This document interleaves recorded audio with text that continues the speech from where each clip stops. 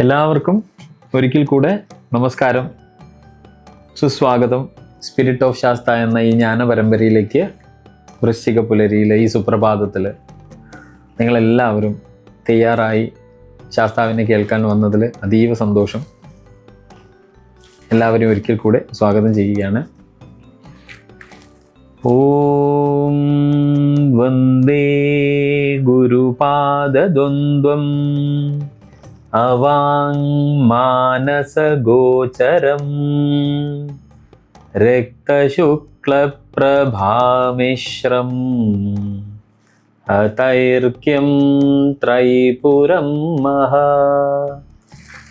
ഓം ശ്രീ ഗുരുഭ്യോ നമഃ. ഹരി ഓം.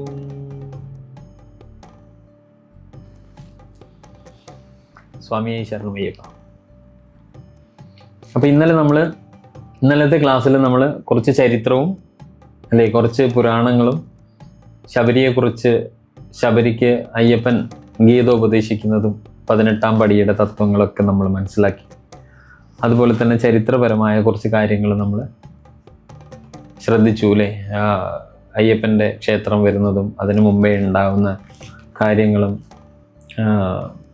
നിലയ്ക്കൽ ശബരിമല പ്രദേശത്തുള്ള ജനനിവാസങ്ങളും അതുപോലെ തന്നെ പന്തളം രാജവംശം സ്ഥാപിക്കപ്പെടുന്നതും ആദ്യം അവർ തിരുവിതാംകൂറിൽ വരുന്നതും ഒക്കെ നമ്മൾ ഇന്നലത്തെ ക്ലാസ്സിൽ ചരിത്രത്തിൻ്റെ ഭാഗമായിട്ട് നോക്കി. അതിന് ശേഷം നമ്മൾ തത്വം നമ്മളൊന്ന് പരിശോധിച്ചു അല്ലേ. എന്താണ് സമുദ്രമഥനം അല്ലെങ്കിൽ സമുദ്രമന്ഥനം? എന്തിനാണ് എപ്പോഴെപ്പോഴും ഈ സമുദ്രമന്ഥനത്തിന് പറഞ്ഞുകൊണ്ടിരിക്കുന്നത്? കാരണം അത് ആദിമ സൃഷ്ടികാലം മുതൽ ഒരു സൃഷ്ടിയുടെ ആരംഭം തന്നെ ആ ഒരു പ്രോസസ്സിലൂടെയാണ്, ദ ഗ്രേറ്റ് ചേണിങ് പ്രോസസ്സ്. അപ്പോൾ അത് നമ്മുടെ ഋഷീശ്വരന്മാർ നമ്മുടെ ദർശനത്തിലെല്ലാം വളരെ വ്യക്തമായി എന്നും പറഞ്ഞിട്ടുണ്ട്. പക്ഷെ നമ്മൾക്ക് ഏറ്റവും കൂടുതൽ ഒരു സമുദ്രമഥനത്തിനെ കുറിച്ചിട്ട് മാത്രമേ അറിയാവൂ. അതുകൊണ്ടാണ് കഴിഞ്ഞ ക്ലാസ്സിൽ പറഞ്ഞത് ഒരു മഥനം മാത്രമല്ല, പ്രപഞ്ചത്തിൻ്റെ ആദ്യത്തെ സൃഷ്ടി പോലും നടന്നത് ഈ ഒരു മഥനത്തിൽ നിന്ന് തന്നെയാണ്.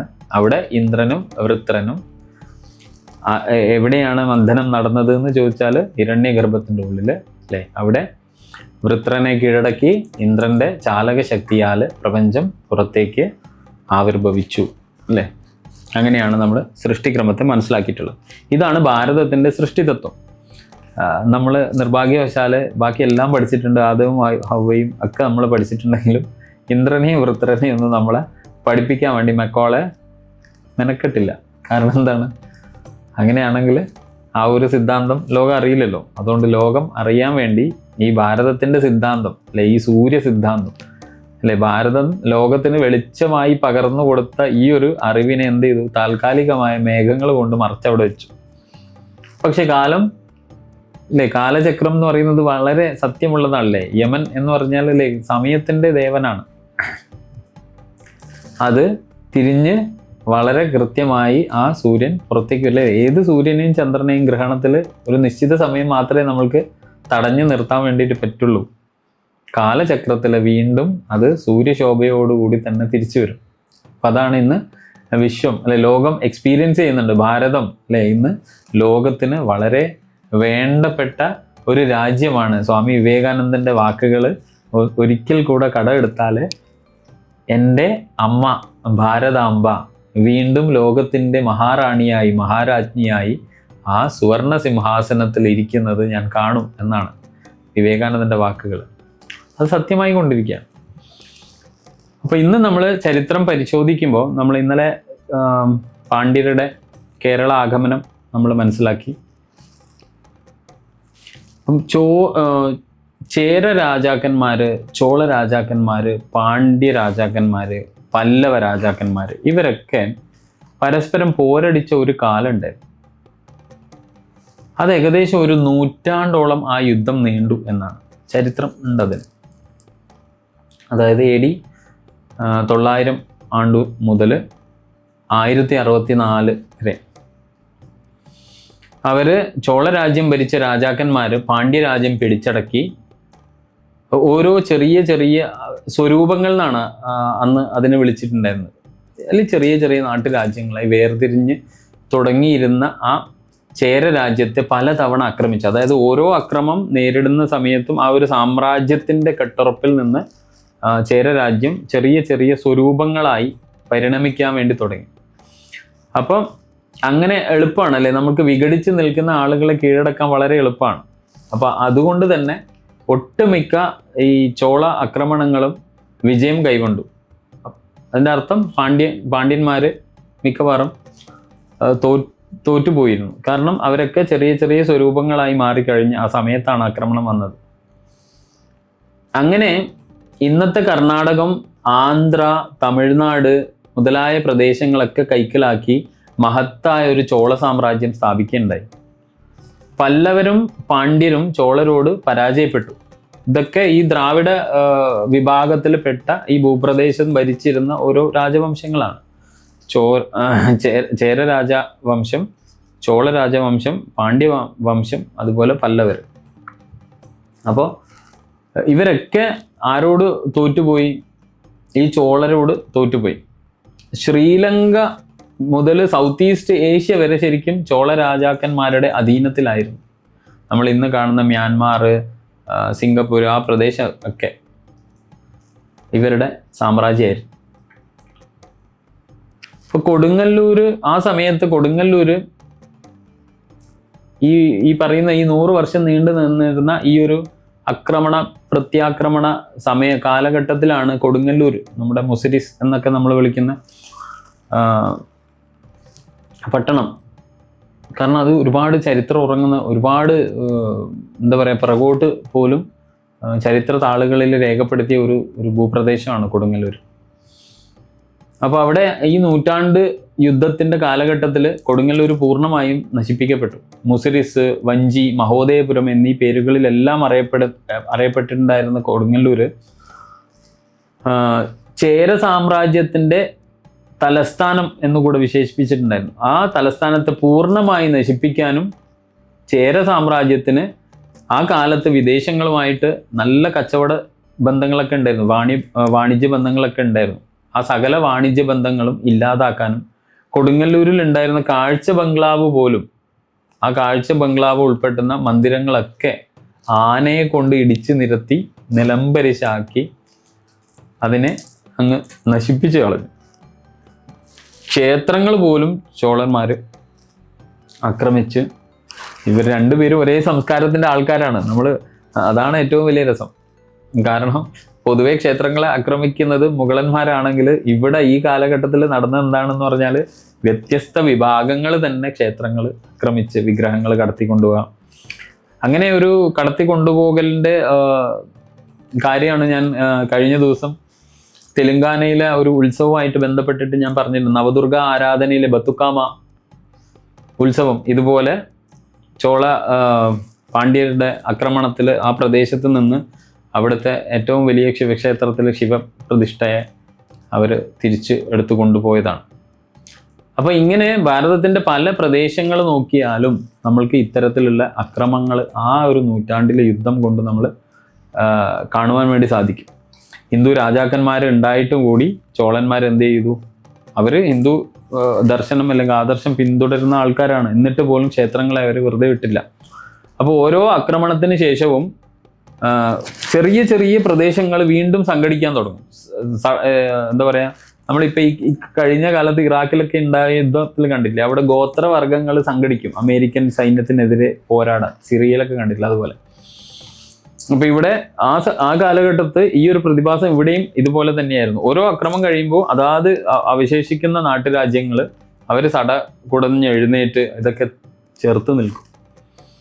പിന്നെ പരാന്തക ചോളൻ ഏകദേശം 907 മുതൽ 947 AD കാലഘട്ടത്തിൽ, അതുപോലെ തന്നെ രാജരാജ ചോളൻ ഏകദേശം ഒരു 85 മുതൽ 1016 വരെയുള്ള കാലഘട്ടം, പിന്നെ രാജേന്ദ്ര ചോളൻ 1012 മുതൽ ഏകദേശം ഒരു 1044 വരെ, പിന്നെ രാജാതിരാജ ചോളൻ ഏകദേശം 1052 മുതൽ 1064 എന്നീ രാജാക്കന്മാരാണ് ശരിക്കും ആ കാലത്ത് ഈ ചോള സാമ്രാജ്യത്തിനെ കൺട്രോൾ ചെയ്ത രാജാക്കന്മാർ. അതായത് പരാന്തക ചോളൻ, രാജരാജ ചോളൻ, രാജേന്ദ്ര ചോളൻ, രാജാതിരാജ ചോളൻ. ഏതാണ്ട് 1 നൂറ്റാണ്ട് മുഴുവൻ നീണ്ടു നിന്ന ഈ ഇടവിട്ടുള്ള ഈ ആക്രമണങ്ങളുടെ കാലഘട്ടത്തിൽ പലപ്പോഴായിട്ട് പാണ്ഡ്യ രാജവംശത്തിന്റെ പല ശാഖകൾ, ആ രാജവംശത്തിന്റെ പല വിഭാഗങ്ങൾ പലായനം ചെയ്യേണ്ടി വരികയും ചേര രാജ്യത്തിലേക്ക്, അതായത് കേരള രാജ്യത്തിലേക്ക് വന്നിട്ടുള്ളതായിട്ടും ചരിത്രത്തിൽ രേഖപ്പെടുത്തിയിട്ടുണ്ട്. ഇങ്ങനെയാണ് പൂഞ്ഞാർ രാജവംശം, പന്തള രാജവംശം, ഐരൂർ രാജവംശം ഇവരെല്ലാവരും ഇപ്രകാരം വന്ന രാജവംശങ്ങളാണ്. എന്ന് പറഞ്ഞാൽ ഈ രാജവംശങ്ങളുടെയൊക്കെ origin it goes backs or trace backs to നമ്മുടെ ഈ ഒരു ചേര അല്ലെങ്കിൽ ചോള പാണ്ഡ്യ രാജവംശത്തിൻ്റെ ആ യുദ്ധ കാലഘട്ടത്തിൽ ഇവരുടെയൊക്കെ റൂട്ട്സ് ഇതാണ്. അപ്പം ഈ നൂറ്റാണ്ട് നീണ്ടു നിന്ന യുദ്ധത്തിന് മുമ്പ് ചേര സാമ്രാജ്യം മുഴുവനും ചേര രാജാവായ ചേരമാൻ പെരുമാളിന്റെ അധീനത്തിലാണ് ഉണ്ടായിരുന്നത്. ചേരമാൻ എന്നൊക്കെ പറയുമ്പോൾ നിങ്ങൾക്ക് ഓർമ്മയുണ്ടാവും, ഭാരതത്തിൽ ആദ്യത്തെ മോസ്ക് പണിഞ്ഞത് കൊടുങ്ങല്ലൂരിലാണ് ചേരമാൻ. അത് ഒരു രസകരമായ ഒരു കാര്യം, രസകരമൊന്നും പറയാൻ പാടില്ല, ശരിക്കും നമ്മൾക്ക് അഭിമാനിക്കാൻ വകയില്ലാത്തതാണ്, എന്നാലും നമുക്ക് പറയേണ്ടി വരും. അപ്പോൾ ചേരമാൻ പെരുമാളിന്റെ അധീനത്തിലാണ് ഈ ചേര സാമ്രാജ്യം ഉണ്ടായത്. അപ്പൊ നൂറ്റാണ്ടിന്റെ ആ യുദ്ധ കാലഘട്ടം കഴിഞ്ഞപ്പോഴേക്കും ചേര സാമ്രാജ്യം ഈ പറയുന്ന പോലെ തന്നെ സ്വരൂപങ്ങളായിട്ട് ചിതറിക്കഴിഞ്ഞിരുന്നു. അപ്പോൾ ഓരോ ഈ സ്വരൂപങ്ങൾ എന്ന് പറഞ്ഞാൽ ചെറിയ ചെറിയ രാജ്യങ്ങൾ എന്നുള്ള അർത്ഥത്തിലാണ്. ആ നാട്ടുരാജ്യങ്ങൾ ചെറുതാണെങ്കിലും ശക്തമായ ഓരോ സ്വതന്ത്ര രാജ്യങ്ങളായിട്ടാണ് നിലനിന്നിരുന്നത്. രാജ്യം ഇന്നത്തെ കൺസെപ്റ്റ് അല്ല, അന്നുള്ള രാജ്യത്തിന്റെ കൺസെപ്റ്റ് അങ്ങനെയാണ്. അപ്പൊ AD 800 മുതൽ 1124 വരെ മഹോദയപുരം കേന്ദ്രമാക്കി ചേര രാജാക്കന്മാര് കേരളം വാണിരുന്നു എന്ന് പറയപ്പെടുന്നുണ്ട്. അപ്പൊ നമ്മൾ മനസ്സിലാക്കേണ്ടത് ഇതൊക്കെ വരുന്നത് ആ ദ്രാവിഡ കഴകത്തിന്റെ ഭാഗമായിട്ടാണ്. കേരളത്തിന് സ്വന്തമായി ഒരു നിലനിൽപ്പ് പറയാനില്ല. ശരിക്കും പറഞ്ഞാൽ നമ്മുടെ ചരിത്രം എടുത്തു നോക്കിയാൽ നമ്മൾക്കെല്ലാം വേരുള്ളത് ഈ പറയുന്ന ചോള, ചേര, പാണ്ഡ്യ, പല്ലവ രാജവംശത്തിന്റെ തുടർന്നുള്ള അടിയും അല്ലെങ്കിൽ യുദ്ധങ്ങളും അതിനെ തുടർന്നുണ്ടായ പലായനങ്ങളുടെ ഒക്കെ ചരിത്രമാണ് നമ്മൾക്കും പറയാനുള്ളത്. കുറേയൊക്കെ പർവ്വതീകരിച്ചിട്ടൊക്കെ എഴുതിയിട്ടുണ്ടെങ്കിലും കൂടുതൽ നമുക്ക് നോക്കിയാൽ നമ്മുടെ റൂട്ട്സ് ഒക്കെ പോകുന്നത് അവിടത്തേക്കാണ്. നമുക്കറിയാലോ, ഭാഷ പോലും തമിഴിൽ നിന്നാണ് വന്നതെന്ന് നമ്മൾക്കറിയാം. അതിൽ പിന്നെ നമ്മൾക്ക് അപകർഷതാബോധമൊന്നും ഉണ്ടായിട്ട് കാര്യമില്ല. അപ്പോൾ AD 904 കാലഘട്ടം മുതൽ തന്നെ വേണാട് മുതലായ നാട്ടുരാജ്യങ്ങൾ ഒരു സ്വതന്ത്ര രാജ്യത്തെ പോലെ അധികാരം കൈയാളുന്നതായിട്ട് നമുക്ക് ചരിത്ര രേഖകളൊക്കെ പരിശോധിച്ച് കാണാം. അപ്പൊ പെരുമാൾമാരുടെ അല്ലെ പെരുമാക്കന്മാരുടെ നേരിട്ടുള്ള പാരമ്പര്യം അവകാശപ്പെട്ടിരുന്നത് കൊണ്ട് വേണാട്ട് രാജാവ് എന്ന് പറഞ്ഞാൽ ചേര രാജാവ് എന്ന് തന്നെയായിരുന്നു അന്നത്തെ കാലത്ത് അർത്ഥം. അപ്പൊ വേണാട്ടിലെ അരയൻ എന്ന് പറഞ്ഞാൽ ശരിക്കും ചേര രാജാവ് തന്നെയാണ്. ചേര രാജാവിന്റെ സാമന്തരായാണ് വേണാട് തുടങ്ങിയ നാട്ടുരാജ്യങ്ങൾ കരുതപ്പെട്ടിട്ട്, അതായത് ചേര രാജാവിന്റെ സാമന്തരാണ് വേണാട്ടുകാർ എന്നുള്ള രീതിയിലാണ് അന്ന് കരുതപ്പെട്ടിരുന്നെങ്കിലും കൊടുങ്ങല്ലൂർ എന്ന ചേര രാജ്യത്തിന്റെ തലസ്ഥാനം ചോളന്മാര് തകർത്തതോടെ ഈ സ്വരൂപങ്ങൾ ഏറെക്കുറെ സ്വന്തം രാജ്യങ്ങളായി. അതായത് ഇവരൊക്കെ കൺട്രോൾ ചെയ്ത ചേര രാജ്യം അല്ലെങ്കിൽ ആ ചേര രാജ്യം ഇല്ലാതായത്, അവിടെ കൊടുങ്ങല്ലൂർ എന്ന അതിന്റെ തലസ്ഥാനം തന്നെ നശിപ്പിക്കപ്പെട്ടപ്പോൾ പിന്നീട് ഈ വേണാട് പോലെയുള്ള എല്ലാ രാജ്യങ്ങളും സ്വതന്ത്രമായ ചെറിയ ചെറിയ രാജ്യങ്ങളായി തീരും. അങ്ങനെ ചേരമാൻ പെരുമാൾ ബൗദ്ധനായി. ആ രാജാവ് എന്ത് ചെയ്തു? ബുദ്ധമതം സ്വീകരിച്ചു. അതിന് 2 അഭിപ്രായമുണ്ട്. ഇതിൽ നമുക്ക് അപകർഷതാബോധമോ അല്ലെങ്കിൽ അങ്ങനെയുള്ള ഒരു കാര്യമൊന്നും തോന്നേണ്ട കാര്യമില്ല. ചരിത്രം ഏകദേശം നമുക്ക് തരുന്ന ഒരു ചിത്രം അങ്ങനെയാണ്.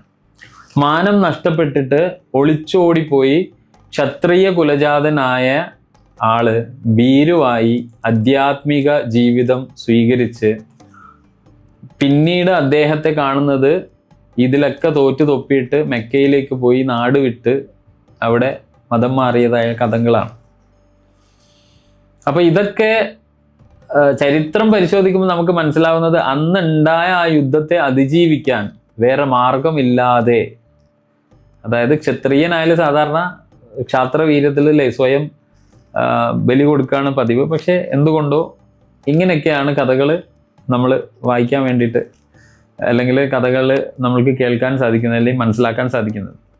അപ്പൊ നേതൃത്വ ഗുണവും യുദ്ധ സാമർഥ്യവും കൊണ്ട് മുന്നിൽ നിൽക്കേണ്ട പെരുമാളന്മാര് അവർക്ക് ആ ക്ഷാത്രവീര്യം ഇല്ലാതായി തീർന്ന സ്ഥിതിക്ക് യഥാർത്ഥ ക്ഷത്രിയരായ ഞങ്ങൾക്കാണ് ഇനി അധികാരം, ഞങ്ങൾ തോൽക്കാൻ ജനിച്ചവരല്ല, ചോളർക്ക് മുൻപിലായാലും മറ്റേതൊരു ആക്രമണകാരിക്ക് മുന്നിലായാലും ഞങ്ങൾ ജയിക്കാൻ ജനിച്ചവരാണ്. ഇതാണ് ശരിക്കും ഈ ചേരമാൻ പെരുമാള് ഈ ഒരു കാര്യം ചെയ്തതിന് പിന്നാലെ എല്ലാ നാട്ടുരാജാക്കന്മാരുടെയും മനോഭാവം ഇതായിരുന്നു. ഇതുകൊണ്ട് തന്നെയാണ് കൊടുങ്ങല്ലൂർ തകർത്തിട്ട് പോലും ചോള രാജാക്കന്മാർക്ക് ചേര രാജ്യം പൂർണ്ണമായി കീഴടക്കാൻ വേണ്ടി പറ്റിയിട്ടില്ല. കാരണം ഏറ്റവും ശക്തമെന്ന് ഈ പറയുന്ന ചേര രാജാവിൻ്റെ കീഴിലുണ്ടായ നാട്ടുരാജ്യങ്ങളിൽ വേണാട് ആയിരുന്നു അന്ന് ഏറ്റവും, അതായത് ഏകദേശം 900 മുതൽ 1200 വർഷം വരെയുള്ള ആ കാലഘട്ടത്തിൽ ഏറ്റവും ശക്തം. പെരുമാൾ ഭരണകാലത്ത് തന്നെ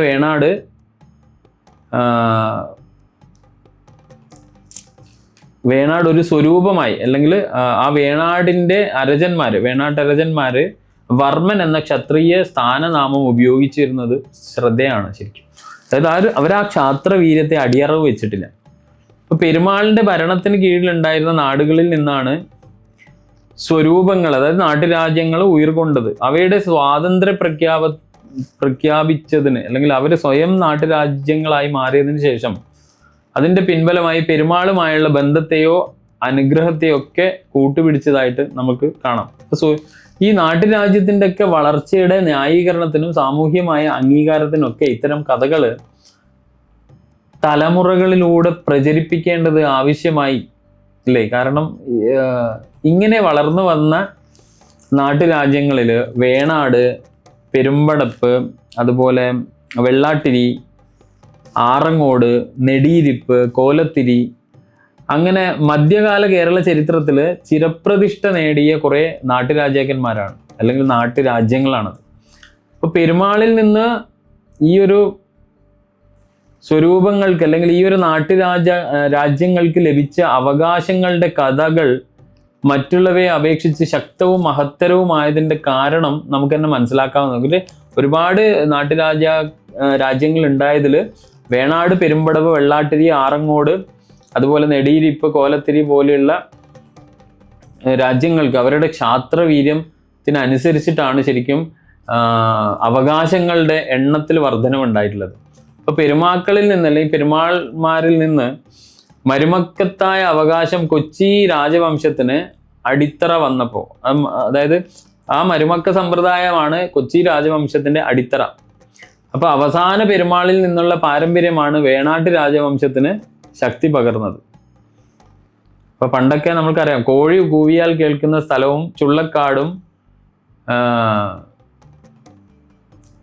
പിന്നെ ഒടിഞ്ഞ വാളും ഉടഞ്ഞ ശംഖും ലഭിച്ച മാനിച്ചനും വിക്കിരനും പെരുമാളിൽ നിന്ന് ലഭിച്ച വെട്ടിയും കൊന്നും കീഴടക്കാനുള്ള ആശീർവാദം സാമൂതിരി വംശത്തിന്റെ നിലനിൽപ്പിനുള്ള ന്യായീകരണങ്ങളൊക്കെ ആയി. അതായത് ഓരോ രാജവംശം ഈ പറയുന്ന പോലെ പിന്നീട്, കാരണം ഇവരൊക്കെ കേന്ദ്രീകൃതമായി ഭരിച്ചിരുന്ന ആ ഒരു രാജ്യ സംവിധാനം ഇല്ലാതായതോടുകൂടി, അപ്പൊ പെരുമാളിന്റെ പാരമ്പര്യം കൊണ്ടു നടത്താൻ കോലത്തിരിക്ക് നൽകപ്പെട്ടു എന്ന് പറയുന്ന, അല്ലെങ്കിൽ പ്രചരിപ്പിച്ച സ്വകാര്യ നിർദ്ദേശം അവരുടെ ഭരണാവകാശത്തിന്റെ ഒരു കാരണമായി മാറി ശരിക്കും പറഞ്ഞാൽ. അപ്പം ഇത്തരം പെരുമാളിന്റെ നിലപാട് എന്ന് പറഞ്ഞാൽ, പെരുമാളിന്റെ നിലപാട് നിന്ന മാമാങ്കം നമുക്കറിയാലോ, മാമാങ്കം നിളയുടെ തീരത്ത് നടന്ന മാമാങ്ക പാരമ്പര്യം വള്ളുവനാടിന്റെ അടിയാധാരമായി. അപ്പൊ ഇത്തരം അവകാശ കഥകളൊക്കെ സമൂഹ മനസ്സിൽ ഈ നാട്ടുരാജ്യങ്ങളുടെ ഉയർക്കൊള്ളലിന് കരുത്തുറ്റ ഒരു അടിത്തറ ഉണ്ടാക്കി. ഇവയൊക്കെ നൽകിയ ശേഷം ഇവയെല്ലാം, ഞാൻ ഈ പറഞ്ഞ കാര്യങ്ങളൊക്കെ നിങ്ങൾ ശ്രദ്ധിക്കുക. കാരണം സാമൂതിരി വംശത്തിന് ഉള്ള പാരമ്പര്യം അവിടെ കൊടുത്തു. നേരത്തെ പറഞ്ഞ ശക്തമായ വേണാട് തുടങ്ങിയ നാട്ടുരാജ്യങ്ങൾക്ക് കുറച്ച് അവകാശങ്ങൾ കൊടുക്കാനുള്ളതൊക്കെ കൊടുത്തു. അതിനുശേഷം നമ്മുടെ വള്ളുവനാടിന് വേണ്ടിയിട്ട് മാമാങ്കത്തിന്റെ പാരമ്പര്യം അവർക്ക് കൊടുത്തു. അങ്ങനെ ഇവർക്കൊക്കെ കൊടുക്കാനുള്ളതിൻ്റെയൊക്കെ അവകാശങ്ങൾ കൊടുത്തതിന് ശേഷം പെരുമാള് എന്ത് ചെയ്തു? ചേരമാൻ പെരുമാളുടെ കാര്യമാണ് ഈ പറയുന്നത്. മക്കയ്ക്ക് കപ്പൽ കയറി. അതോടുകൂടി കഥ പൂർത്തിയാവുന്നു. കേരളത്തിന്റെ ഈ പറയുന്ന ആ ഒരു ചരിത്രപരമായി വന്ന ആ താവഴി അവിടെ വെച്ച് നശിപ്പിക്കപ്പെട്ടു. അങ്ങനെ ക്രമേണ പിന്നെ പെരുമാളിന്റെ ആ ഒരു പ്രാധാന്യം കുറഞ്ഞതോടുകൂടി ഈ നാട്ടുരാജ്യങ്ങൾ കൂട്ടുചേർന്ന്, ചിലത് കൂട്ടുപിരിഞ്ഞ്, ചിലത് രാജ്യത്തിന്റെ അതിർത്തികൾ വികസിപ്പിച്ച്, അങ്ങനെ ഏറനാട് വാഴുന്നവർ സാമൂതിരിയായി വളരുന്നതിനും വേമ്പനാട് ഉള്ളത് വടക്കുംകൂർ തെക്കുംകൂർ എന്നീ രാജ്യവംശങ്ങളായി മാറുന്നത്, ഇതൊക്കെ ചരിത്രം സാക്ഷ്യം വഹിച്ചു. പുത്തൻ മേഖലകളെ കീഴടക്കുക, കാർഷിക മേഖലകളെ ഒക്കെ തങ്ങളുടെ നിയന്ത്രണത്തിലാക്കുക, വിദേശ വാണിജ്യ ബന്ധം വികസിപ്പിക്കുക, രാജ്യാതിർത്തി വെട്ടിപ്പിടിച്ച് വലുതാക്കുക എന്നിവയ്ക്കായി ഭരണസിരാകേന്ദ്രങ്ങൾ അവരുടെ ക്യാപിറ്റൽസ് തന്നെ മാറ്റി പ്രതിഷ്ഠിക്കുന്ന ഒരു സംവിധാനമൊക്കെ നമ്മൾ കണ്ടു. വേണാടിന്റെ ഭരണകേന്ദ്രം ശരിക്കും കീഴ്പേരിൽ നിന്നും തൃപ്പാപ്പൂർ എന്ന് പറഞ്ഞ സ്ഥലത്തേക്കും, ഏറനാടിൽ നിന്ന് കോഴിക്കോട്ടേക്ക് മാറ്റിയത് ഇങ്ങനെയൊക്കെയാണ്. അതായത് രാജ്യം വികസിപ്പിക്കാനും അന്നുള്ള ഓപ്പർച്യൂണിറ്റീസ് ടേപ്പ് ചെയ്യാനും വേണ്ടിയിട്ട് ഇങ്ങനെയുള്ള മാറ്റങ്ങളൊക്കെ ചരിത്രാതീത കാലം മുതലേ നമ്മൾ കാണുന്നുണ്ട്. അതായത് ഏറനാടിന്റെ തലസ്ഥാനം ശരിക്കും കോഴിക്കോട്ടേക്ക് പിന്നീട് മാറ്റിയതാണ്. എന്തിനാണ്? ഈ പറയുന്ന പോലെ രാജ്യാതിർത്തി വികസിപ്പിക്കുക, അതുപോലെ തൊട്ടടുത്തുള്ള രാജ്യങ്ങൾ അല്ലെങ്കിൽ ഈ പറയുന്ന കാർഷിക വ്യവസ്ഥകൾ തങ്ങളുടേതാക്കുക, വിദേശ ബന്ധങ്ങൾ വികസിപ്പിക്കുക. അങ്ങനെ സാമൂതിരിയും വേണാടും പിൽക്കാലത്ത് നടത്തിയ സൈനിക നീക്കങ്ങളൊക്കെ നമ്മൾ കണ്ടാൽ ഇത് ഏകദേശം മനസ്സിലാവും. കാരണം അങ്ങനെയാണ്. ഇപ്പൊ തിരുനാവായക്ക് എതിരെ സാമൂതിരി നടത്തിയ നീക്കം ശരിക്കും എന്താണ്? മാമാങ്കത്തിന്റെ അധ്യക്ഷ പീഠം കൈക്കലാക്കാൻ വേണ്ടിയിട്ടാണ്. അപ്പോൾ ഒരു കാരണം അങ്ങനെ പറയുന്നുണ്ടെങ്കിലും വേറൊരു കാര്യം കൂടെ അതിന്റെ പിന്നിലുണ്ട്. എന്താണ് ആ കാര്യം? വള്ളുവനാടിന് വളരെ നല്ല കാർഷിക വൃത്തിയുള്ള ഒരു കാർഷിക മേഖലയായിരുന്നു. അപ്പൊ ആ കാർഷിക മേഖലയിലേക്ക് കടന്നു ചെന്ന് നിളയിലൂടെയുള്ള വ്യാപാര ചലനങ്ങൾ തങ്ങളുടെ നിയന്ത്രണത്തിലാക്കാനും കൂടിയിട്ടാണ് ശരിക്കും തിരുനാവായക്കെതിരെ സാമൂതിരി പടനയിച്ചത്. അപ്പൊ ഇങ്ങനെ കുറേ കാര്യങ്ങൾ ഈ ചേര രാജവംശത്തിന്റെ അധപ്പതനത്തോടു കൂടി കേരളത്തിൽ ഇങ്ങനെയുള്ള പ്രാദേശികമായ രാജവംശങ്ങളുടെ കയ്യിലേക്ക് കാര്യങ്ങൾ പോയി. അപ്പം ഇനിയിപ്പോൾ നമ്മൾ പന്തള രാജ്യത്തിന്റെ, കാരണം ഇതിപ്പോൾ നമ്മൾ കേരളത്തിന്റെ ഇങ്ങോളം വടക്കേ അറ്റത്തോളം വന്നു അല്ലേ, നമ്മൾക്ക് ശരിക്കും അയ്യപ്പന്റെ കാര്യങ്ങളാണ് നമ്മൾ നോക്കേണ്ടത്. അപ്പൊ അങ്ങനെ നോക്കുമ്പോൾ പന്തള രാജ്യചരിത്രം നോക്കിയാൽ ശരിക്കും നമുക്ക് മനസ്സിലാവും പന്തള രാജകുടുംബം ശരിക്കും കേരളീയരല്ല. പ്രാചീന കാലത്ത് പാണ്ഡ്യ രാജകുടുംബം 2 ശാഖകളായി പിരിഞ്ഞ് ഒരു ശാഖ വള്ളിയൂർ എന്ന ദേശത്തും മറ്റേ ശാഖ മധുരയിലും താമസിച്ചിട്ടുണ്ടായിരുന്നു. അപ്പോൾ മധുരയിൽ താമസിച്ചിരുന്ന ശാഖ വീണ്ടും 3ആയി പിരിഞ്ഞതിൽ ഒരു ശാഖയാണ് പന്തളത്ത് താമസം ഉറപ്പിച്ചത്. ഒന്നുകൂടെ ശ്രദ്ധിക്കുക, പന്തള രാജകൊട്ടാരം അല്ലെങ്കിൽ പന്തള രാജകുടുംബം എന്ന് പറയുന്നത് ശരിക്കും കേരളീയരല്ല. അവര് പ്രാചീന കാലത്ത് പാണ്ഡ്യ രാജകുടുംബമായ ആൾക്കാരാണ്. ആ രാജകുടുംബം 2ആയി പിരിഞ്ഞ് ഒരു ശാഖ വെള്ളിയൂർ എന്ന ദേശത്തും മറ്റേ ശാഖ മധുരയിലും താമസിച്ചു. മധുരയിൽ താമസിച്ച ശാഖയിൽ നിന്ന് വീണ്ടും 3ആയി പിരിഞ്ഞതിൽ ഒരു ശാഖയാണ് പന്തളത്ത് താമസം ഉറപ്പിച്ചത്. അതുകൊണ്ട് തന്നെയാണ് മാളികപ്പുറത്തമ്മ ശരിക്കും പന്തള കൊട്ടാരത്തിൽ അല്ലെങ്കിൽ അവരോട് നമ്മൾ ചിലപ്പോൾ അതിനെക്കുറിച്ച് അന്വേഷിച്ചാൽ നമുക്ക് കിട്ടുന്ന ലഭ്യമായ ഉത്തരം എന്തായിരിക്കും? അവരുടെ സങ്കല്പം മധുര മീനാക്ഷിയാണ്. കാരണം എന്താണ്? അവരുടെ ആരൂഢ ദേവത മധുര മീനാക്ഷി ആയതുകൊണ്ടാണ്. അപ്പൊ അയ്യപ്പന്റെ ആരാധനയിൽ ഇങ്ങനെ ഒരുപാട് കാര്യം ഞാൻ ഈ പറഞ്ഞ പോലെ കെട്ട് പിണഞ്ഞ് കിടക്കുന്നുണ്ട്. വളരെ കോംപ്ലിക്കേറ്റഡ് ആയി കെട്ട് പിണഞ്ഞ് കിടക്കുന്നു. അത് നമ്മൾ അവനവന്റെ യുക്തി ആലോചിച്ച് ഇതൊക്കെ മനസ്സിലാക്കിയിട്ട് വേണം നമ്മൾ ഈ അയ്യപ്പന്റെ ആരാധനയിലേക്ക് അല്ലെങ്കിൽ ആ സന്നിധിയിൽ കടന്നു ചെല്ലുമ്പോൾ നമ്മൾ ഒരു നിമിഷം കണ്ണടച്ചാൽ ഇതൊക്കെ നമ്മുടെ ഉള്ളിൽ ഇങ്ങനെ മിന്നിമറിഞ്ഞു പോകണം. നൂറ്റാണ്ട് നീണ്ടു നിന്ന യുദ്ധം അല്ലെ, ചോള ചേര പാണ്ഡ്യ പല്ലവ രാജവംശങ്ങൾ തമ്മിൽ നടത്തിയ യുദ്ധം, അതിനെ തുടർന്നുള്ള പലായനം, അതിനെ തുടർന്ന് ഉണ്ടായ പലായനം, പിന്നെ ചോള രാജാക്കന്മാര് ചേര രാജ്യ അതിർത്തിയിൽ നടത്തിയ വിധ്വംസന അല്ലെങ്കിൽ ആക്രമണം, കൊടുങ്ങല്ലൂർ തുടർച്ചയായി കൊള്ളയടിക്കപ്പെട്ടു, നശിപ്പിക്കപ്പെട്ടു. അതേ തുടർന്ന് ചേരമാൻ പെരുമാളിന് ക്ഷാത്രവീര്യം കുറഞ്ഞ് ബൗദ്ധമതം സ്വീകരിച്ച് പിന്നെ അവസാനം ചേര രാജ്യത്തിന് കീഴിലുണ്ടായ രാജ്യങ്ങൾക്കൊക്കെ അവരുടെ സ്വാതന്ത്ര്യ അധികാരം കൊടുത്ത് വീതിച്ച് നൽകി അദ്ദേഹം മെക്കയിലേക്ക് കപ്പൽ കയറി ഇസ്ലാം മതം സ്വീകരിച്ച കഥ. അപ്പൊ ഇതൊക്കെ നമ്മൾക്ക് സത്യം പറഞ്ഞാൽ ശബരിമലയിൽ ചെന്നാൽ കേരള ചരിത്രം തന്നെയാണ് ശബരിമല. അതുകൊണ്ടാണ് കേരളത്തിന്റെ കാവൽക്കാരനാണ് ശരിക്കും അയ്യപ്പൻ എന്ന് പറയുന്നത്. കേരളത്തിനെ കാത്തു നിർത്തുന്ന ഒരു ദൈവിക ചൈതന്യമാണ് ശരിക്കും. കേരളത്തിന്റെ ക്ഷേത്രപാലകനാണ് ശരിക്കും ശബരിമല ശാസ്താവ് എന്ന് പറയും. കാരണം എന്താണ്, ഇത്രയും ഈ ഒരു മണ്ണുമായിട്ടുള്ള വലിയൊരു ബന്ധം ആ ഒരു മൂർത്തിക്കുണ്ട്. അതുകൊണ്ട് തന്നെയാണ്. അപ്പൊ അങ്ങനെ മധുരയിലെ പാണ്ഡ്യവംശജരായ തിരുമല നായിക്കന്റെ വംശത്തിൽ പെടുന്നവരാണ് അല്ലെങ്കിൽ പെട്ടവരാണ് ശരിക്കും ഈ പന്തള രാജാക്കന്മാർ. തിരുമല നായിക്കർ നമ്മൾ ചരിത്രം വായിച്ചവരാണല്ലോ നമ്മളെല്ലാവരും. ഒന്നുകൂടെ പൊടി തട്ടിയെടുത്താൽ മനസ്സിലാവും. അപ്പം ക്ഷത്രിയരും ഭാർഗവ ഗോത്രജരുമാണ് ഇവര്. ഇപ്പൊ ശാസ്താവ്, സുബ്രഹ്മണ്യൻ, ശിവൻ, വിഷ്ണു, മധുര മീനാക്ഷി എന്നിവയാണ് എന്നീ മൂർത്തികളാണ് അവരുടെ കുടുംബത്തിൽ ആരാധിച്ച് അല്ലെങ്കിൽ പൂജിച്ച് ആരാധിച്ചിരുന്ന മൂർത്തികൾ. ഒന്നുകൂടെ ഓർക്കണം, സുബ്രഹ്മണ്യൻ, ശിവൻ, വിഷ്ണു, മധുര മീനാക്ഷി എന്നീ മൂർത്തികൾ. അതുകൊണ്ട് തന്നെയാണ് പഴനിയും ശബരിമലയും തമ്മിൽ അഭേദ്യമായ ബന്ധമുണ്ട്. ശരിക്കും നമ്മൾ നോക്കിയാൽ അത് മനസ്സിലാവും. അതുപോലെ തന്നെ ഞാൻ നേരത്തെ പറഞ്ഞു, പന്തള രാജ കുടുംബത്തിനെ സംബന്ധിച്ച് മാളികപ്പുറത്തമ്മ മധുര മീനാക്ഷിയാണ്.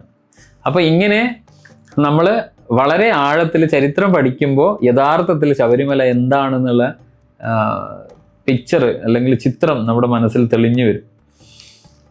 അപ്പൊ കുടുംബപരമായ അഭിപ്രായ വ്യത്യാസം മൂലം മധുരയിൽ നിന്ന് 2 ശാഖകളായി തെറ്റിപ്പിരിഞ്ഞു പോകുന്ന ഇവരെ ഒരു ശാഖ തെങ്കാശി, ഇന്ന് നമ്മൾ തെങ്കാശി എന്ന് വിളിക്കും, അല്ലെങ്കിൽ തെൻകൊഞ്ചിക്കൽ എന്നും പറയും പഴയ കാലത്ത്.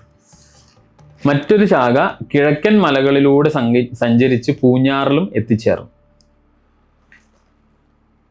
അപ്പൊ അവിടെ നിന്ന് തെങ്കാഞ്ചിക്കൽ ശാഖ അഥവാ പന്തള രാജകുടുംബം, ഇവർ തെങ്കാഞ്ചിക്കൽ ആദ്യം അവരൊരു സെറ്റിൽമെന്റ് ഉണ്ടായത് തെങ്കാഞ്ചിക്കലാണ്. പക്ഷെ അധിക കാലം അവർക്ക് അവിടെ നിൽക്കാൻ സാധിച്ചില്ല. അവിടെ വെച്ച് അവർക്ക് വീണ്ടും ശത്രുക്കളുമായി കാരണം ഈ പറയുന്ന 1 നൂറ്റാണ്ട് നീണ്ടു നിന്ന യുദ്ധമാണ്.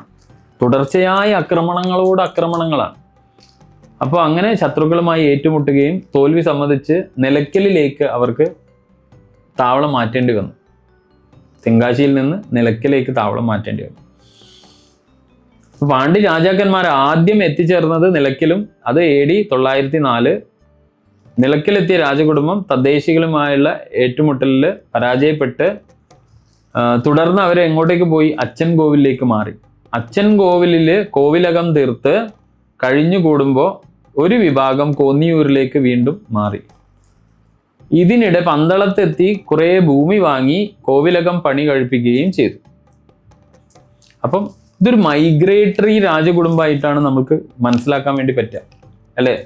മധുരയിൽ നിന്ന് ഈ പറയുന്ന അതിർത്തി കടന്ന് വന്ന് വീണ്ടും അവർ സ്പ്ലിറ്റായി. ഒരു ഭാഗം തെങ്കാശിയിലേക്ക് പോയി, മറ്റേ ശാഖ കിഴക്കൻ മലകളിലൂടെ സഞ്ചരിച്ച് പൂഞ്ഞാർ ഭാഗത്തേക്ക് പോയി.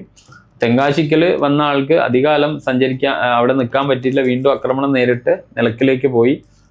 അങ്ങനെ നിലയ്ക്കലാണ് അവരുടെ ആദ്യത്തെ സെറ്റിൽമെന്റ് എന്ന് പറയുന്നത്. കാരണം കുറച്ച് കാലം അവർ സെറ്റിൽ ചെയ്തത് 904. അപ്പം വീണ്ടും അവിടെ നിന്ന് എന്ത് ചെയ്തു? 904 എന്നൊക്കെ പറഞ്ഞാൽ നമ്മൾ ഈ പറയുന്ന 9-ാം നൂറ്റാണ്ട് അയ്യപ്പന്റെ ജനനത്തിന് ഏകദേശം ആ സമയമായി.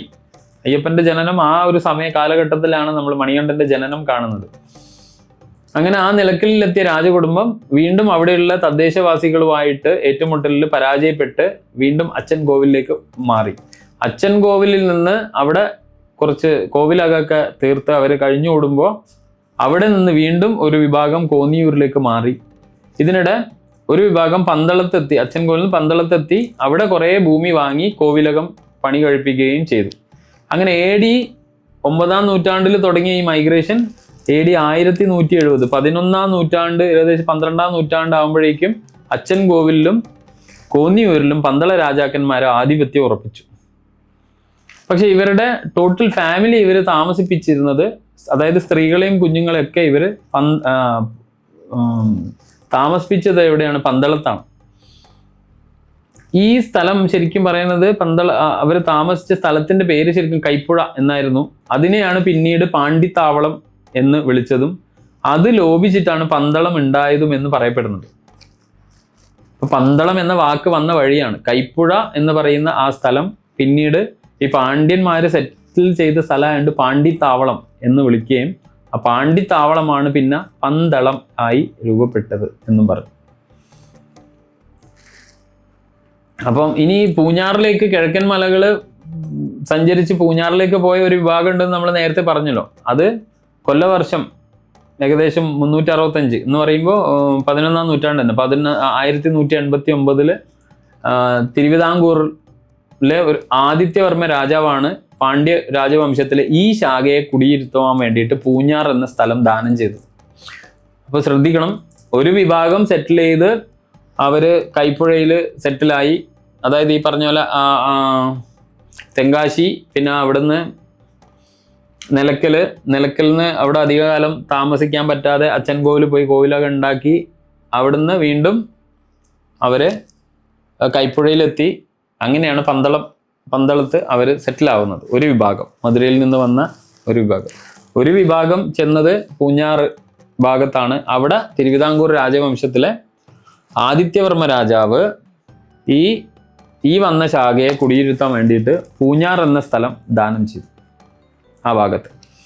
അപ്പൊ അവര് ഈ പറയുന്ന 1189 തിരുവിതാംകൂറിലെ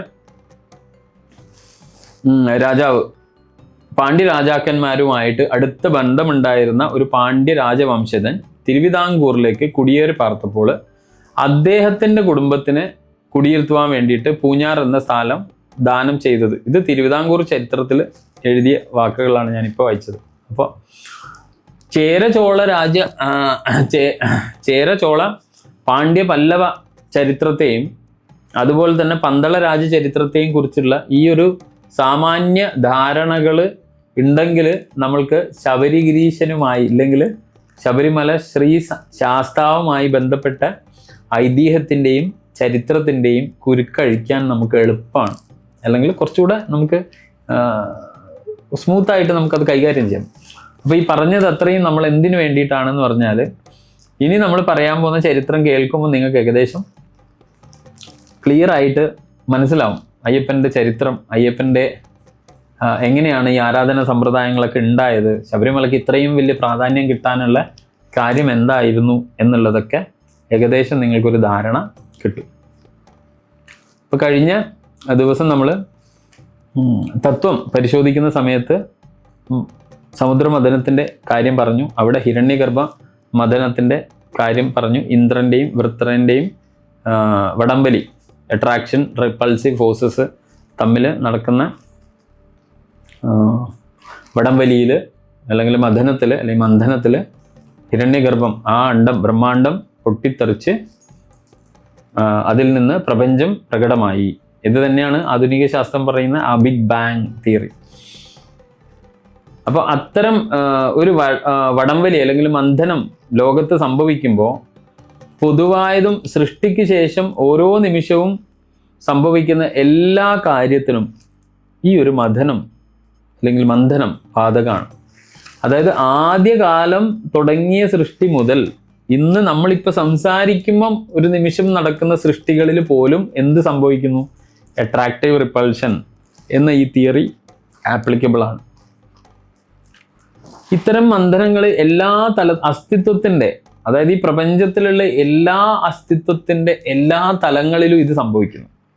മാനസിക തലങ്ങളിലും ശാരീരിക തലങ്ങളിലും ഇത് സംഭവിക്കും. ഇത്തരം വടംവലികൾ അല്ലെങ്കിൽ ചേണിങ്സ് അസ്തിത്വങ്ങളുടെ എല്ലാ രൂപത്തിലും, മനുഷ്യരിലും മറ്റു രൂപങ്ങളിലും ഒക്കെ സംഭവിക്കുന്നു. അപ്പോൾ 2 പോയിന്റാണ് പറയാനുള്ളത്. ഒന്ന്, അസ്തിത്വത്തിൻ്റെ എല്ലാ തലങ്ങളിലും, മനസ്സിൻ്റെ തലമായാലും ശരീരത്തിൻ്റെ തലമായാലും ഇന്ദ്രിയങ്ങളുടെ തലമായാലും സൂക്ഷ്മ തലമായാലും ഒക്കെ ഈ മഥനം സംഭവിക്കും. അതുപോലെ തന്നെ അസ്തിത്വത്തിൻ്റെ എല്ലാ രൂപത്തിലും ഈ മന്ഥനങ്ങൾ സംഭവിക്കും. അപ്പോൾ ഇത്തരം മന്ഥനങ്ങൾ അസ്തിത്വം ചെയ്യുന്ന ഓരോ പ്രവൃത്തിയിലും, അസ്തിത്വം എന്ന് പറയുമ്പോൾ ഇപ്പം നമ്മളൊക്കെ ഓരോ അസ്തിത്വമാണ്. അപ്പം നമ്മൾ ചെയ്യുന്ന ഓരോ പ്രവൃത്തിയിലും സമുദ്രമന്ഥനം പോലെയുള്ള ഈ മന്ഥനങ്ങൾ നമ്മൾക്ക് കാണാൻ പറ്റും. നമ്മുടെ ഓരോ തലത്തിലും ഇതിനെ കാണാൻ പറ്റും. അതുപോലെ നമ്മൾക്ക് ഇപ്പം മനുഷ്യരൂപം കൂടാതെ മറ്റു രൂപങ്ങളിലും ഈ മന്ഥനം നടക്കുന്നതായി നമ്മൾക്ക് മനസ്സിലാക്കാൻ വേണ്ടി സാധിക്കും. അപ്പോൾ അല്ലെങ്കിൽ സംഭവിക്കുന്നുണ്ട് പ്രപഞ്ചത്തിൽ. അപ്പോൾ നമ്മൾ മനസ്സിലാക്കേണ്ട കാര്യം എന്താണെന്ന് പറഞ്ഞാൽ ഈ അട്രാക്റ്റീവ് റിപ്പൾഷൻ തിയറി ആണ് പ്രപഞ്ചത്തിൻ്റെ അടിസ്ഥാന സൃഷ്ടി തത്വം എന്ന് നമ്മൾ മനസ്സിലാക്കണം. അപ്പോൾ നമ്മൾ തന്നെ മനസ്സിലാക്കിയിട്ടുണ്ട്. സമുദ്രമഥനത്തിന്റെ കഥ വന്നപ്പോൾ നമ്മൾക്കറിയാം ഈ മന്ഥനം നടക്കുന്ന സമയത്ത് ആണ് ലക്ഷ്മി അതിൽ നിന്ന് ഉയർന്നു വരിക എന്നുള്ളത് അല്ലെ. അപ്പൊ ഓരോ മന്ഥനത്തിൽ നിന്നും മന്ഥനം ഒരുപാടുണ്ടെന്ന് നമ്മളിപ്പം പഠിച്ചു കഴിഞ്ഞു അല്ലെ. ആദ്യ സൃഷ്ടി നടക്കുന്നത് മുതൽ ഇന്നിപ്പോ ഞാൻ ഇരിക്കുന്ന ഈ സ്പോട്ടിൽ പോലും മന്ഥനം നടക്കുന്നുണ്ട്. എൻ്റെ ഉള്ളിൽ മാനസിക തലത്തിൽ മന്ഥനം, ശരീരത്തിന്റെ തലത്തിൽ മന്ഥനം, അങ്ങനെ ഓരോ തലത്തിലും മന്ഥനം. മനുഷ്യനിൽ മന്ഥനം, മറ്റുള്ള ജീവജാലങ്ങളിൽ മന്ഥനം നടക്കുന്നു, മനുഷ്യന്റെ ഓരോ പ്രവൃത്തിയിലും മന്ഥനം നടക്കുന്നു. ഇത്രയും നമ്മൾ മനസ്സിലാക്കണം. അപ്പൊ എല്ലാത്തിൻ്റെയും ബേസിക് പ്രോസസ്സ് എന്തെന്ന് പറഞ്ഞാൽ ഈ മന്ഥനം, അട്രാക്റ്റീവ് റിപ്പൾസീവ് ഫോഴ്സസ് ആണ്. അപ്പോൾ ഈ പ്രോസസ്സ് എല്ലാ സ്ഥലത്തും നടക്കുന്നു, എല്ലാ രൂപങ്ങളിലും നടക്കുന്നു, എല്ലാ പ്രവൃത്തിയിലും നടക്കുന്നു. അപ്പോൾ ഒരു മന്ഥനം നടന്നു കഴിഞ്ഞാൽ ഉണ്ടാവും എന്താന്ന് പറഞ്ഞാൽ ലക്ഷ്മി ഉയർന്നു വരും. ലക്ഷ്മി എന്ന് പറഞ്ഞാൽ ആ പ്രവർത്തനത്തിന്, ആ പെർട്ടിക്കുലർ ഈ മന്ഥനം നടക്കുക എന്നുള്ള പെർട്ടിക്കുലർ പ്രോസസ്സിന് ഒരു ലക്ഷ്യം നൽകുക എന്നതാണ് ശരിക്കും ലക്ഷ്മി എന്ന് പറഞ്ഞാൽ. അപ്പോൾ മന്ഥനത്തെ തുടർന്ന് ലക്ഷ്മി ഉയർന്നു വന്നു എന്ന് നമ്മൾ പറയുമ്പോൾ അതിൻ്റെ അർത്ഥം എന്താണ്? എല്ലാ ചേണിങ്ങിലും, എല്ലാ അട്രാക്ഷൻ റിപ്പൾഷൻ പ്രോസസ്സിലും എന്തുണ്ടാവും? അതിനൊരു എയിം ഉണ്ടാവും, ഒരു പർപ്പസ് ഉണ്ടാവും, ഒരു ലക്ഷ്യം ഉണ്ടാവും. ഓരോ ഉദാഹരണം പറഞ്ഞാൽ ഓരോ സ്റ്റെപ്പും നമ്മൾ ചെയ്യുന്ന പ്രവൃത്തിയിലെ ഓരോ സ്റ്റെപ്പും അതിൻ്റെ ഗുണങ്ങളും ദോഷങ്ങളും കണക്കാക്കി മുകളിലേക്കും താഴേക്കും നീങ്ങുന്ന ഒരു എന്താ പറയുക സൂചന അല്ലെങ്കിൽ പ്രേരണ നമ്മുടെ ഇന്ദ്രിയങ്ങളിലേക്ക് തലച്ചോറ് അയക്കും. അപ്പോൾ ആ തലച്ചോറിൽ പോലും എന്ത് സംഭവിക്കുന്നുണ്ട്? ഈ ചേണിങ് സംഭവിച്ചുകൊണ്ടേയിരിക്കുന്നുണ്ട്. അങ്ങനെ ഓരോ മന്ഥനത്തിനും അതിൻ്റെ ദേവനോ ഇന്ദ്രനോ ഉണ്ടാവും, ഓരോ പ്രോസസ്സിനും. ഇതാണ് ആ പ്രക്രിയയുടെ ഫൈനൽ റിസൾട്ട്. എന്തായിരിക്കണം? ഇപ്പം നമ്മുടെ മനസ്സിൽ ഒരു സമയം നമ്മുടെ എങ്ങനെയാണ് നമ്മൾക്ക് ചിന്ത പുറത്തേക്ക് വരുന്നത്? നമ്മുടെ ഉള്ളിൽ ഈ പ്രോസസ്സ്, അട്രാക്റ്റീവ് റിപ്പൾസീവ് ഫോഴ്സസ് തമ്മിലുള്ള ഈ മന്ഥനം നടക്കുമ്പോൾ എന്ത് സംഭവിക്കും? എൻ്റെ ഉള്ളിൽ നിന്ന് ചിന്തകൾ ഉടലെടുക്കും. അപ്പം ഈ ഒരു പ്രോസസ്സിന് നമ്മൾ നേരത്തെ കണ്ടു അല്ലേ, ബ്രഹ്മാണ്ടത്തിന്റെ ഹിരണ്യഗർഭത്തിന്റെ ഉള്ളിൽ പ്രോസസ്സ് ചെയ്യുമ്പോൾ അവിടെ ഇന്ദ്രനും വൃത്രനും ഉണ്ടായിരുന്നു. അതുപോലെ എല്ലാ പ്രോസസ്സിനും എന്തുണ്ടാവും? ഇന്ദ്രനും വൃത്രനും ഉണ്ടാവും. ഓരോ മന്ഥനത്തിനും അതിൻ്റെതായ വൃത്രനോ അല്ലെങ്കിൽ അസുരനോ ഉണ്ടാവും, അതുപോലെ തന്നെ ദേവനോ അല്ലെങ്കിൽ ഇന്ദ്രനോ ഉണ്ടാവും.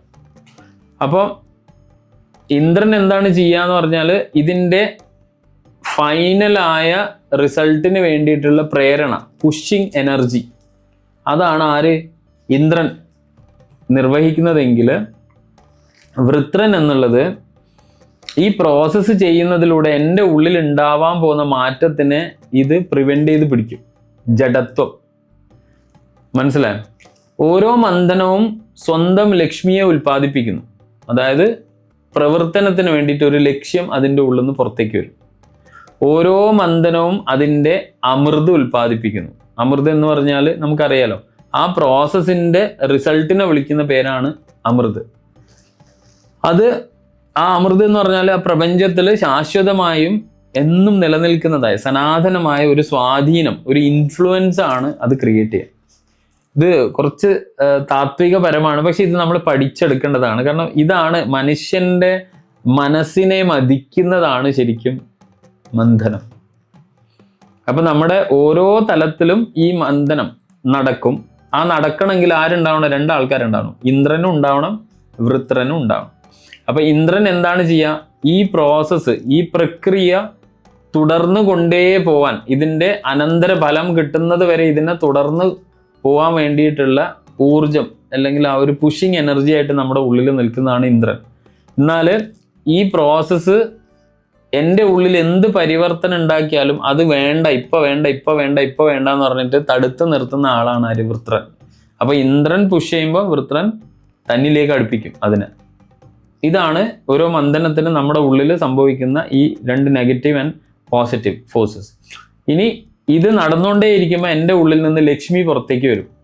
കാരണം എൻ്റെ ഉള്ളിൽ നിന്ന് പറയുമ്പോൾ ഞാൻ ചിന്തിക്കുന്നതാണെങ്കിൽ ചിന്തകളിൽ, ഞാൻ പ്രവർത്തിക്കുന്നതാണെങ്കിൽ പ്രവൃത്തിയിൽ ലക്ഷ്മി പുറത്തേക്ക് വരും. ലക്ഷ്മി എന്താണ്? എൻ്റെ ഗോളാണ്, എൻ്റെ ലക്ഷ്യമാണ്. അത് പ്രവർത്തനത്തിന് ഒരു ലക്ഷ്യം തരും. ഇപ്പൊ ചിന്തിക്കുന്നുണ്ടെങ്കിൽ എനിക്ക് ഇന്നതാവണം എന്ന് ആ ചിന്ത, ആ ആയിത്തീരലിലേക്ക് ഞാൻ പുഷ് ചെയ്ത് കൊണ്ടുവന്നതാണ് എൻ്റെ ലക്ഷ്മി. അപ്പോൾ ആ എയിം പുഷ് ചെയ്ത് കൊണ്ടുപോകുക, അല്ലെങ്കിൽ ആ പ്രക്രിയ പൂർത്തിയാക്കാൻ പറ്റുമെങ്കിൽ എനിക്ക് എന്ത് കിട്ടും? അമൃത് കിട്ടും. അമൃത് എന്ന് പറഞ്ഞാൽ എന്താണ്?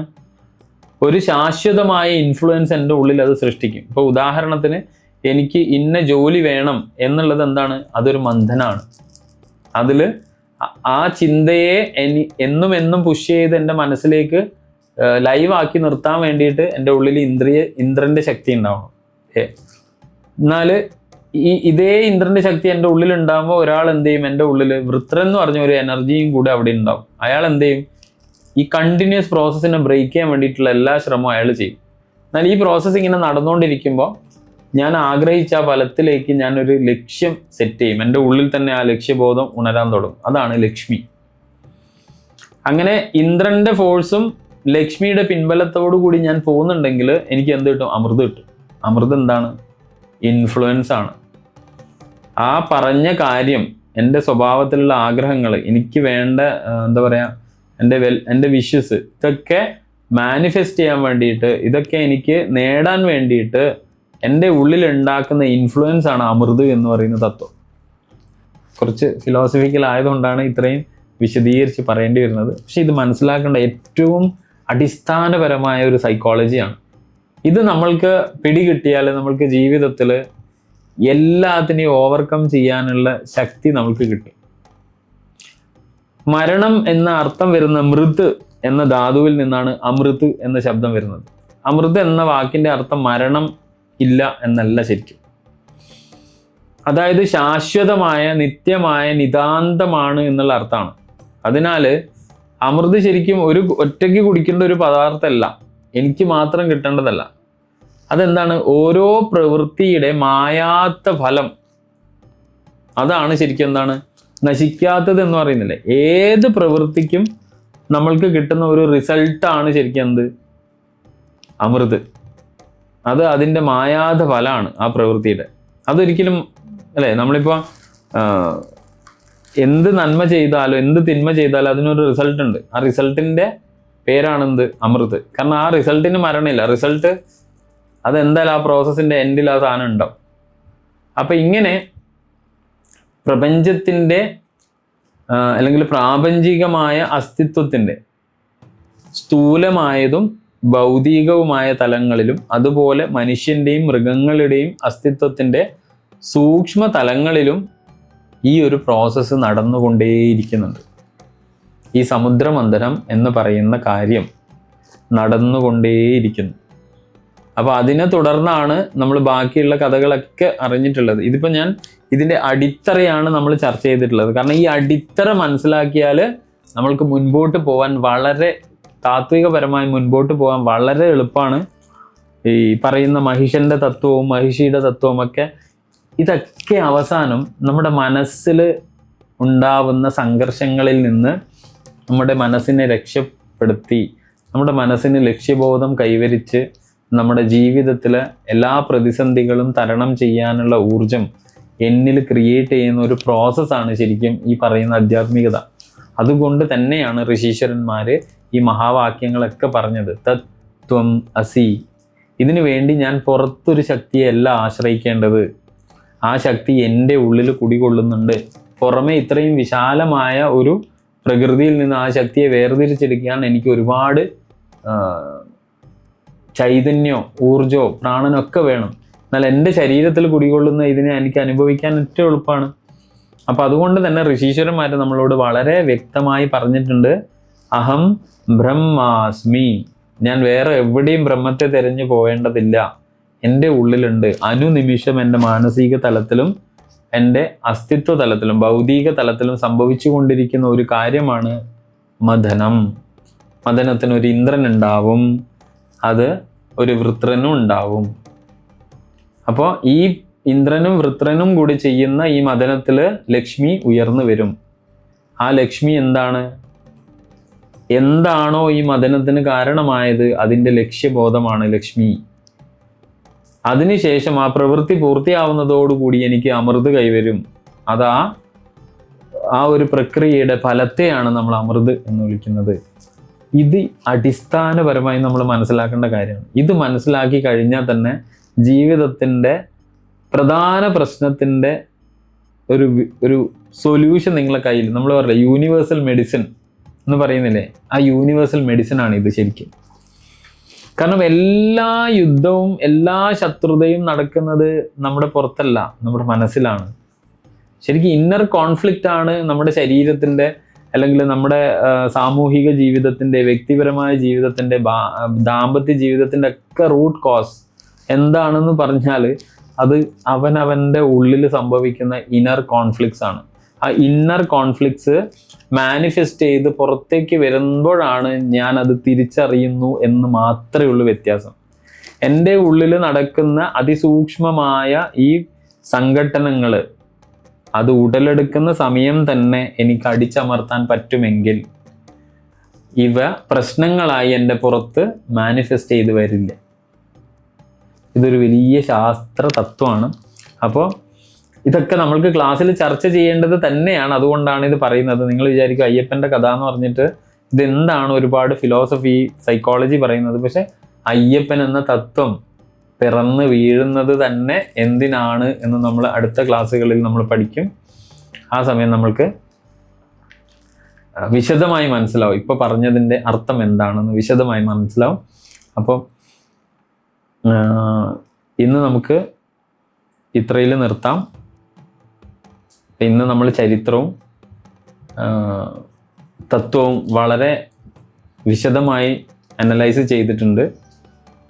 കേരളത്തിലേക്ക് ഈ പന്തള രാജവംശത്തിൻ്റെ ചരിത്രം നമ്മൾ പറഞ്ഞു.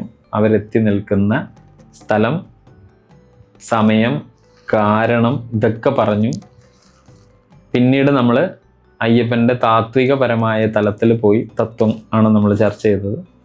അപ്പോൾ എന്ത് തന്നെയായാലും നിങ്ങൾക്ക് ഈ ഒരു ജ്ഞാന പരമ്പര നിങ്ങൾ പുതിയൊരു തലത്തിലേക്ക് ആയിരിക്കും കൊണ്ടുപോകുന്നത് എന്ന് ഞങ്ങൾ ഉറച്ച് വിശ്വസിക്കുകയാണ്. കാരണം കുറേ ആൾക്കാർ നമ്മളോട് അവരുടെ റെസ്പോൺസസ് ഒക്കെ തന്നിട്ടുണ്ട്. അവർക്ക് മനസ്സിലായതും വിദൂര രാജ്യങ്ങളിൽ നിന്ന് പോലും വളരെ നല്ല അഭിപ്രായങ്ങൾ, പലരും ഞങ്ങളെ അവിടെയൊക്കെ ഇങ്ങനെയുള്ള സെഷൻസ് ആരംഭിക്കാൻ വേണ്ടി ക്ഷണിച്ചിട്ടുണ്ട്. അപ്പം അതൊക്കെ അയ്യപ്പൻ തന്നെ കലിയുഗ വരദനാണ്, ധർമ്മശാസ്താവാണ്. അപ്പം അതൊക്കെ അയ്യപ്പൻ്റെ തന്നെ ഒരു ലീലയായി കാണാനാണ് ഞങ്ങൾക്ക് ആഗ്രഹം. അതുപോലെ നിങ്ങളും ഞങ്ങളുടെ കുടുംബത്തിൻ്റെ ഭാഗമായി ഇതെല്ലാവരിലേക്ക് എത്തിക്കണം. കാരണം ഇതൊരു വലിയ വിദ്യയാണ്, വളരെ രഹസ്യാത്മകമായ വിദ്യയാണ്. ഇതൊക്കെ നമ്മൾക്ക് ലോകത്തിന് കൊടുക്കേണ്ടതാണ്. രഹസ്യാത്മകത എന്ന് പറയുമ്പോൾ ഋഷീശ്വരന്മാർ ഒരു ക്രമത്തിൽ ഇത് ലോകത്തിന് കൊടുക്കാൻ വെച്ചതാണ്. പക്ഷേ കാലക്രമേണത്തിൽ, ആ കാലത്തിൻ്റെ കുത്തൊഴുക്കിൽ ഈ ഒരു ശാസ്ത്രം അല്ലെങ്കിൽ ഈ ഒരു തത്വം അതിൻ്റെ ഉദ്ദേശ ശുദ്ധിയിൽ ആളുകളിലേക്ക് പകരാതെ അതിൻ്റെ എന്താ നമ്മൾ പറയും ഉപരിപ്ലവമായി അതിൻ്റെ ഉപരിതലത്തിൽ നിന്ന് മാത്രം അനുഷ്ഠിക്കുന്ന ഒരു ആചാരമായി ശബരിമല ശാസ്താവ് മാറിപ്പോയി. പക്ഷേ നമ്മൾക്ക് വളരെ വിശദമായി ഇതൊക്കെ പഠിച്ച് അറിഞ്ഞ് ആചരിച്ചു കഴിഞ്ഞാൽ ആ ധർമ്മശാസ്ത്ര ചൈതന്യം എന്ന ശക്തിമത്തായ ചൈതന്യം, സാക്ഷാൽ വിഷ്ണുവിൻ്റെയും ശിവൻ്റെയും ചൈതന്യങ്ങൾ ഒന്നു ചേർന്നുണ്ടായപ്പോഴുണ്ടായ ഉഗ്രതയുള്ള ചൈതന്യത്തിന് മാത്രമേ കലിയുഗത്തിൽ നമ്മളെല്ലാവരെയും രക്ഷിക്കാൻ സാധിക്കുള്ളൂ. അതുകൊണ്ട് നിങ്ങൾ പരമാവധി ഇതൊക്കെ എല്ലാവരിലേക്ക് എത്തിക്കുക, ഷെയർ ചെയ്യുക, പരമാവധി ചാനൽ ആളുകൾക്ക് പരിചയപ്പെടുത്തി കൊടുക്കുക. ധാരാളം ടോക്സ് അതിൽ വരുന്നുണ്ട്. വലിയ വലിയ വ്യക്തിത്വങ്ങൾ നിങ്ങളെ തേടി വരാനുണ്ട്. അവരുടെയൊക്കെ ഇൻ്റർവ്യൂസ് നടന്നുകൊണ്ടിരിക്കുന്നുണ്ട്. വരുന്ന ദിവസങ്ങളിൽ ചാനലിൽ ഇതൊക്കെ ലഭ്യമാവും. ഒരുപാട് വലിയ തലങ്ങളിലേക്കാണ് കേരളത്തിലെ ജനങ്ങളെ ഞങ്ങൾ കൂട്ടിക്കൊണ്ടുപോകാൻ വേണ്ടിയിട്ട് ഉദ്ദേശിക്കുന്നത്. അതുകൊണ്ട് നിങ്ങളും ഞങ്ങളുടെ ഭാഗമാവണം, പരമാവധി സഹായിക്കണം, അയ്യനെ എല്ലാവരിലേക്ക് എത്തിക്കണം. ഇതൊരു വലിയൊരു യജ്ഞമായി മാറട്ടെ എന്ന് ആശംസിച്ചുകൊണ്ട് നിങ്ങൾക്ക് എല്ലാവർക്കും നന്ദി അറിയിച്ചുകൊണ്ട് ഇന്നിവിടെ അവസാനിപ്പിക്കുകയാണ്. സ്വാമിയേ ശരണമയ്യപ്പ.